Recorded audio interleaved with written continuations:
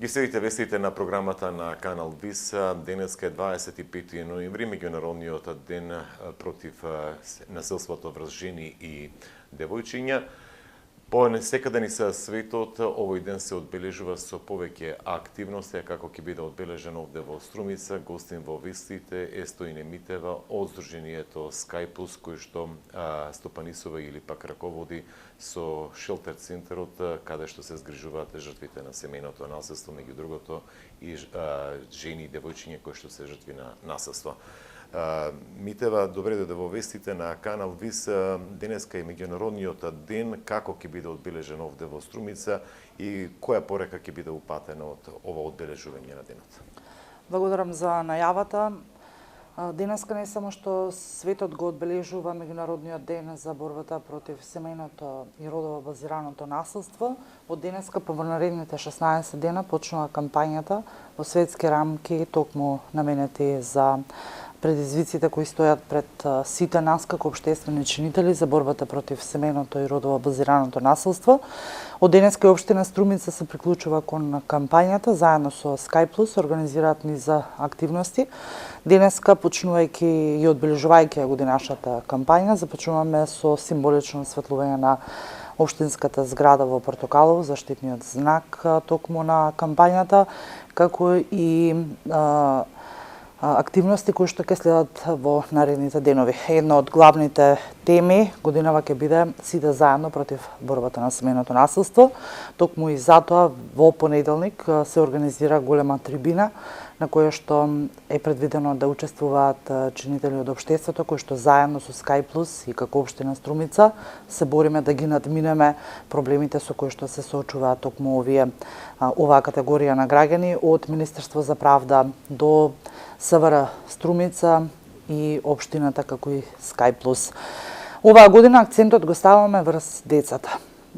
Некако деца кои што се жртви на семејно насилство директно во семејствата заедно со нивните мајки и старателки, туку како деца кои што сакаме преку нив да испратиме пораката до возрастните дека насилството не сме да го има и не сме да постои во нашите кругови и да ја преминеме границата на едно друго ниво кое што треба да направи посвесни за човековите права. Така и завршува кампањата.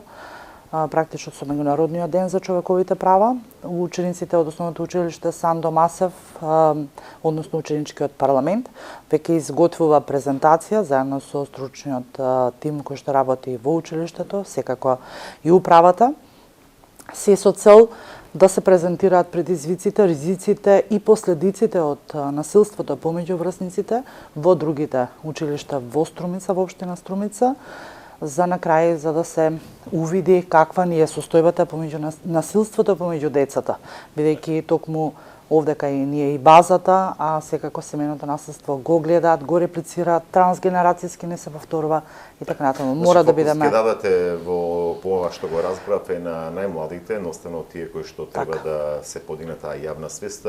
Со оглед дека сте вклучени, Митева, во одбележувањето на овој меѓународен ден или пак во кампањата за борба против семејното насилство, што покажуваат вашите анализи? Дали конечно се отвара таа тема, дали веќе се јавно разговара и е подигната јавната свеска и населението да се превенира, да се згрижува и така натаму, едноставно да се елиминира, по наводници би рекол, тоа насилство, семејно, родово базирано и така натаму. Подигната ли е јавната свест за ова прашање? Далеко сме од подигната јавна свест, да, имаме поместување од мртва точка. Општина Струмица, заедно со Скајплус, оваа година го отвори советувалиштето за жртви на семејно насилство, каде што добиваат психосоцијална поддршка. Не сите жени ни се за во шелтер центар, не сите жени жртви на семејно насилство со високи ризици по безбедноста, по здравјето и животот за неа и нејзините деца. Токму затоа и го реализиравме и советувалиштето. Од тука мислам дека клучните податоци не доаѓаат, дека жените полека се разбудуваат, но сме далеко од постигнатата цел. Раздвижување на бројките има, да, и тоа ни дава за право да кажеме дека сме се поблиску до жените. Се повеќе жените нам како организација не веруваат, како стручен тим, како општо, како цел тим кој што работи на полето на заштитата и грижата на семејното насилство. А веќе шелтер центарот е веќе сосема друга категорија и има друго тежиште. Тука веќе не доаѓаат жените со високите ризици, каде што секако според правилниците мора да постапуваме. Тоа е крајната дистанца. Велите има поместување. Предпоставам поместување во подигнување на, мислам, во јавната свест, во реакциите на јавните, односно граѓанскиот сектор. Но дали тоа е пропратено и со грижа од страна на институциите? Бидејќи ова појава, овој проблем не е само да се регистрира, туку едноставно треба да се проследи вклученост на повеќе чинители, како што е Центарот за социјални работи, општината, бизнис заедницата, локалната самоуправа, полицијата и така натаму. Да не набројувам, судот исто така е многу важен, клучна алка во тој синџер. Колку институциите фаќаат чекор и таму се подмрднуваат работите во позитивна насока? Така, пред еден извесен период, односно многу краток временски период, беше донесен нов закон за семејно насилство. Ние од терен носиме едни податоци. Дека постојат институции кои што лесно не прифатија, соработуваат. Еден од примерите ни е СВР Струмица, знаејќи како институција дека се они малку и позатворени, со други правила, со други однесувања, но меѓутоа ние имаме прекрасна соработка со СВР Струмица. Тие се први кои што излегуваат на терен, го препознаваат насилството и во координација, нели, секако со сите останати институции, стигнува згрижувањето на жената кај нас. Не би сакала да звучам песимистички дека нема поместување од мртва точка, како што спомнавте, но меѓутоа бара уште време. Бара уште време да и во новиот закон за семејно насилство, за спречување на семејното насилство, постои членови во законот каде што вели дека жртвата не смее да се ревиктимизира. Нашата жена која ќе почне да лута од институција во институција, во институција, во институција, не само што го прекршуваат законот, институциите, не само што ја ревиктимизираат, туку ја и предомислуваат за да се врати повторно во насилната средина. Сметам дека треба на некој начин апсолутно. Мислам дека се уште е мал бројот на жени кои што ќе го најде телефонскиот број наш, ќе дојде директно кај нас, од кај нас ќе побара директна помош, ние ќе ја заштитиме, па отпосле го бараме целиот тој круг на институционална поврзаност, мора да ги поминеме сите институции со цел да ги завршиме сите законски обврски, пак ние како шелтер центар кој што треба да ги извршиме со цел да ја пријавиме жената, да ја заштитиме, мерки за заштита и така натаму и така натаму. Пак ќе кажам, ние сме општество каде што малку потешко ги прифаќаме работите. Не велам дека ние сме некаде на дното.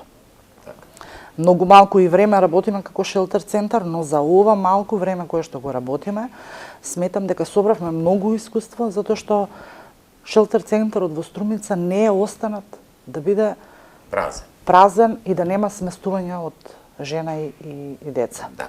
Што велат статистичките податоци, само за крај, ова бројка, велите дека има размрдување, континуирано велите шелтер центарот, онаа крајна фаза каде што мора да биде сместена жртвата заради од било икс ризици и причини, но што велат податоците? Расте семејното насилство или пак не расте, стагнира, како е стоите на тоа поле? Така, семејното насилство секогаш постоело и ќе постои и но тоа... Но она како евидентирано на низ картија, ние свесни сме дека... Апсолутно.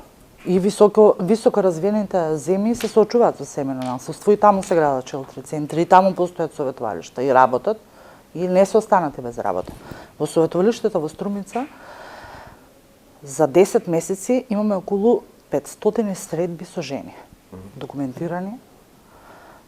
Тоа се некаде, кога би ги поделили на жени, некаде околу 50 на жени веќе не поминале низ советувалиштето. Срекни сме, затоа што од советувалиштето немала бројка, извлековме од насилната средина и ја сместивме.